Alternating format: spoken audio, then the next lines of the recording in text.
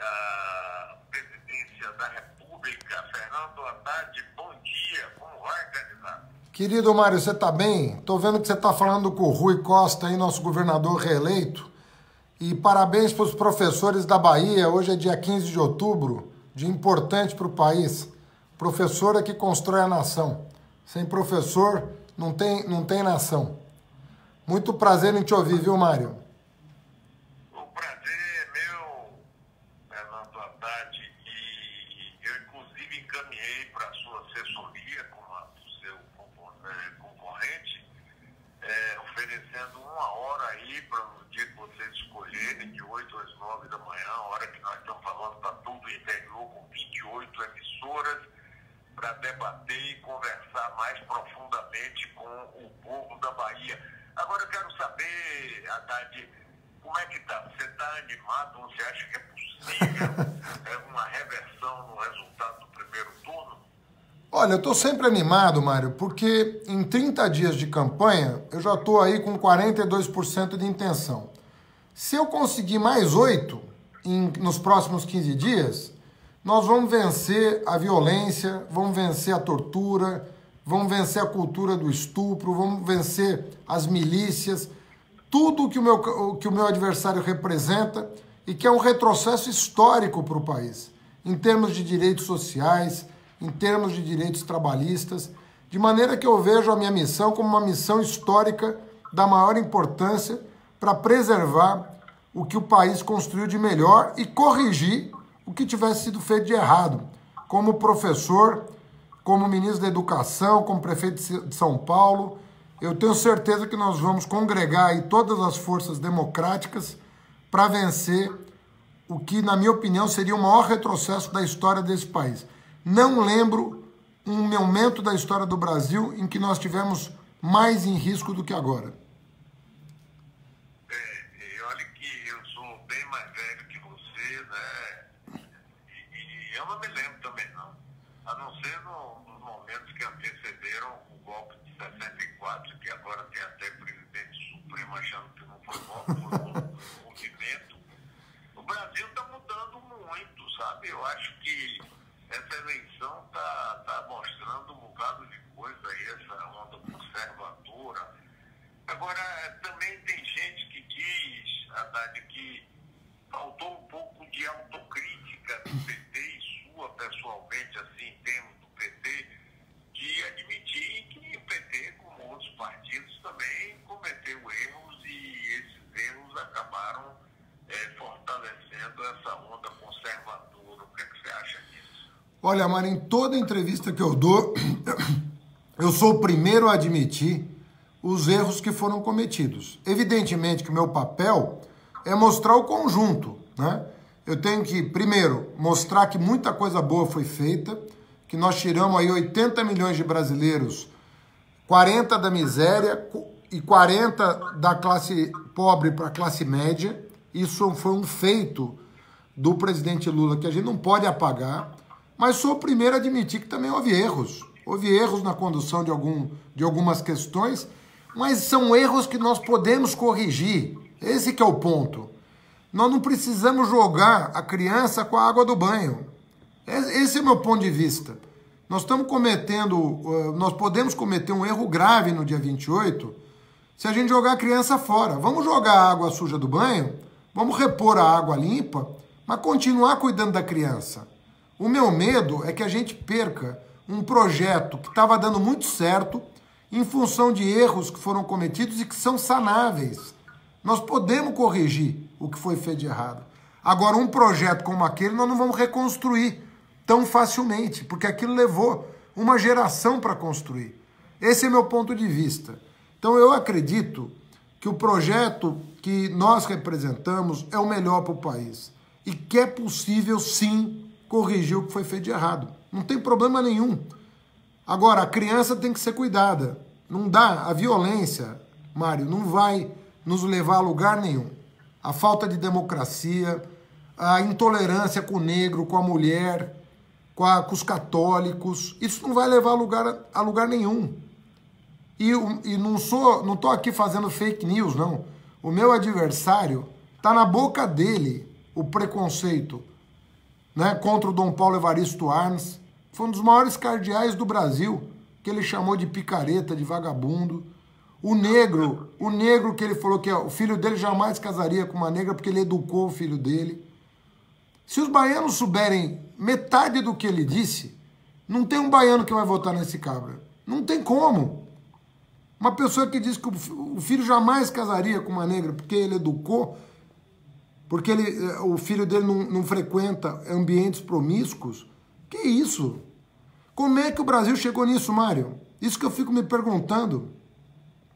Como é que nós chegamos a esse ponto de pegar um dos piores parlamentares da história, 28 anos sem fazer nada, ganhando salário bem remunerado, gabinete rico, cheio de assessor, nunca fez nada pelo país, levar esse cara às cegas para o maior posto da República, sem passar por uma prefeitura, sem passar por um governo de estado, sem passar por nada.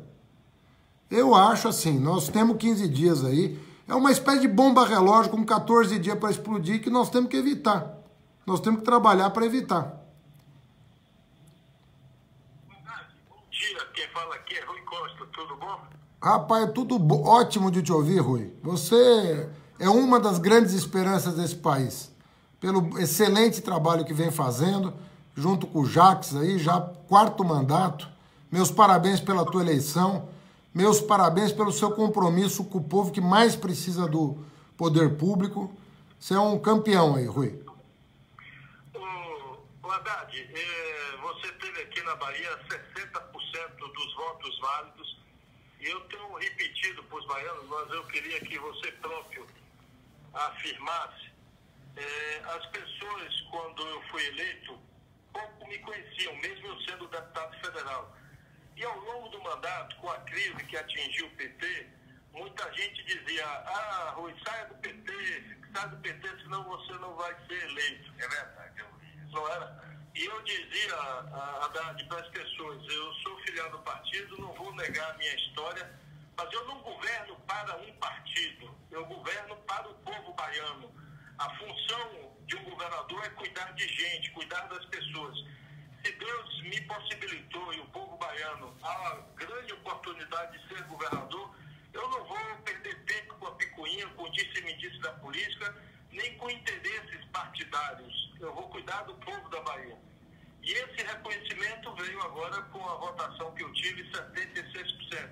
E eu tenho dito a mesma coisa, que você é um pai de família, tem 2 filhos, é um homem de família cristã, e que, com fé em Deus, vai governar não para 1, para 2 ou para 3 partidos políticos. Você vai governar cuidando de gente, cuidando do povo brasileiro e tem absoluto compromisso com os baianos e baianas. É isso que o povo pode esperar de baiano, o povo nordestino de vocês, ou seja, governar sem olhar partido político, sem estar preocupado com o partido A, B ou C, sim preocupado com o povo baiano e brasileiro. Olha, Rui, você sabe assim que como professor de formação, o professor ele tem uma característica. Ele é uma pessoa que tem que ser generosa com todo mundo. Quando você entra numa sala de aula, você não pergunta se o sujeito é corintiano, se o sujeito torce pro Bahia, se o sujeito é muçulmano ou evangélico, ateu ou cristão, judeu. Você não pergunta se é preto ou é branco, você se doa. Você se doa para que as pessoas aprendam, se desenvolvam. Essa é a missão de vida de um professor. Eu faço um paralelo com a política democrática. Na democracia, um chefe de Estado, ele não pode olhar cor, gênero, não pode olhar. Ele tem que abraçar todas as pessoas e cuidar daqueles que estão numa situação de maior preocupação.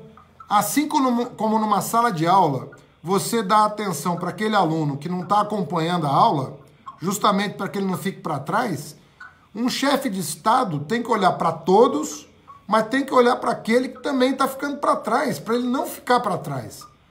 Então os mais pobres, aqueles que estão desempregados, aqueles que estão desalentados, esses têm que ser os primeiros a receber a atenção do nosso governo a partir do ano que vem, independentemente de crença, independentemente de cor de pele, para que todo brasileiro possa avançar. Quando você chega a primeiro mandatário da República, você tem que representar o todo. Você não pode representar a parte. Você tem que fazer uma coisa mais ampla possível. Você tem que dialogar muito, até com a oposição, para chegar a aprovar leis que sejam benéficas para toda a população. Eu fiz isso como ministro, você acompanhou meu trabalho como ministro da Educação. Talvez eu tenha sido o ministro que mais ampliou oportunidades educacionais da história desse país, abria as portas da universidade para os jovens trabalhadores, abria as portas da creche para as mães com filhos pequenos. Tudo melhorou durante o meu período à frente do Ministério da Educação.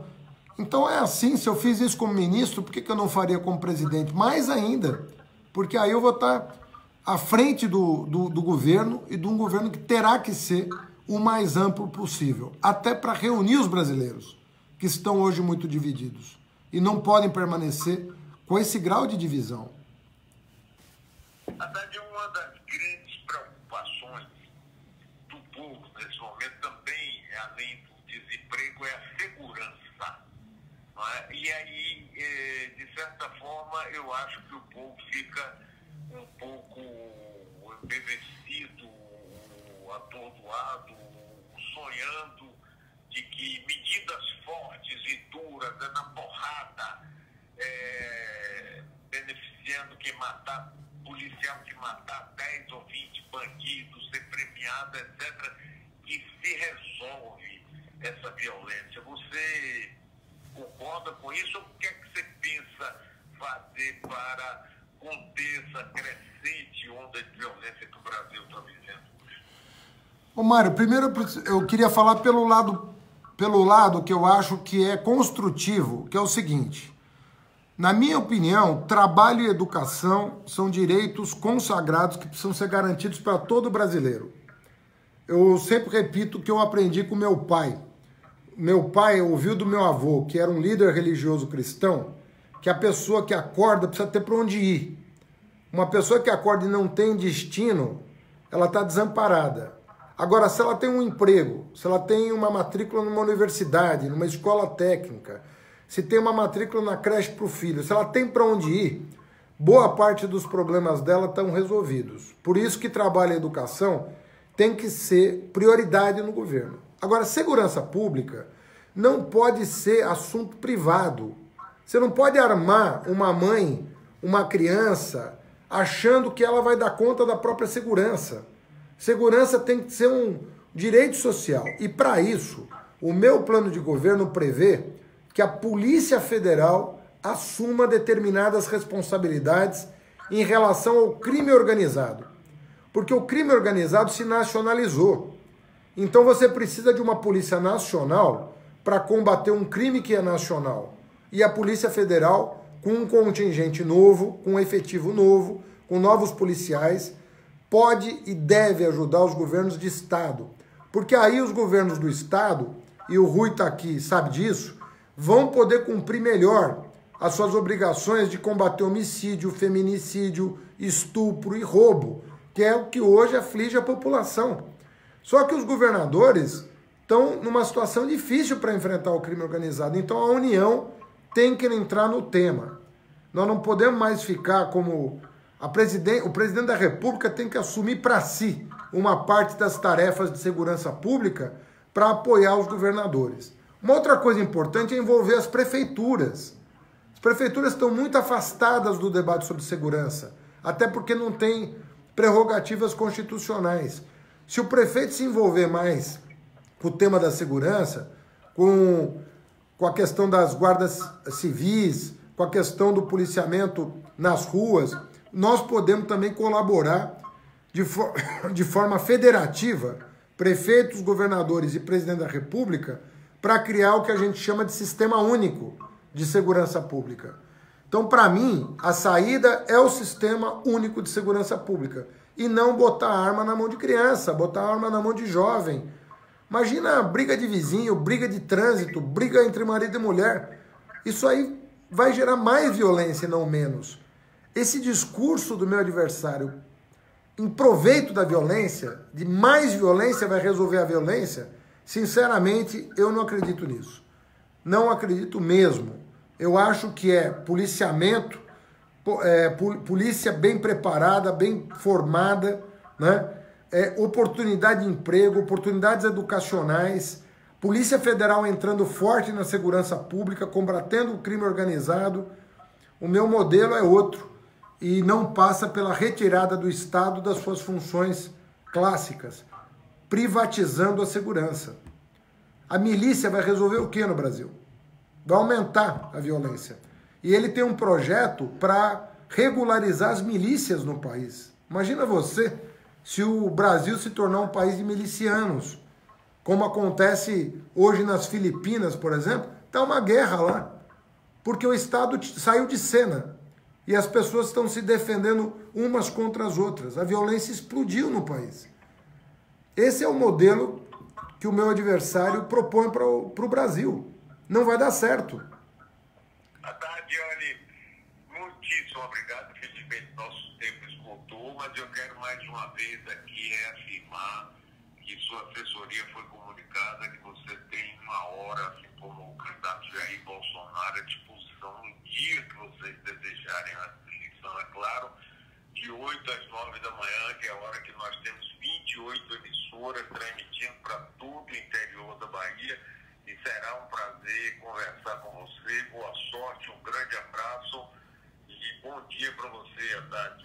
Ô Mário, Rui, um grande prazer em conversar com vocês e com o povo baiano, uma alegria muito grande estar com vocês e estou disponível, Mário. Vamos marcar essa semana ainda esse bate-papo mais longo. Valeu. Feliz dia dos professores e professoras para todos os baianos.